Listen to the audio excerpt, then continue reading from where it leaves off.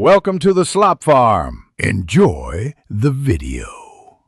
In this video, I will show how to change Subaru Outback brake pads. First, gather your tools, including a jack, lug wrench, and a C-clamp. Make sure you have the correct new brake pads and consider replacing the rotors if they are worn. Safety is paramount, so always use jack stands to secure your vehicle before starting any work. This ensures a stable and safe environment for the entire process. Once your vehicle is safely supported, begin by loosening the lug nuts on the wheel you're working on. Then, raise the vehicle and completely remove the wheel. Next, locate the caliper bolts, unbolt them, and carefully slide the caliper off the rotor.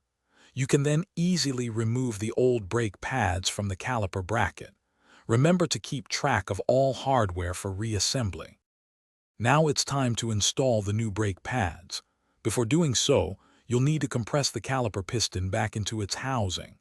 A C-clamp or a dedicated caliper compression tool works perfectly for this.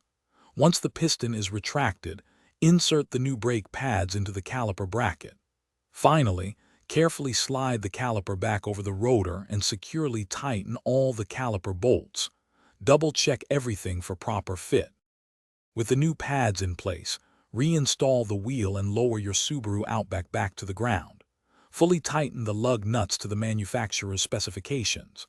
Before driving, pump the brake pedal several times until it feels firm, restoring proper brake pressure.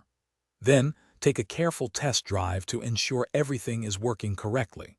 Remember to check the description for a link to Darn Tough socks and other great deals. Enjoy your newly refreshed brakes.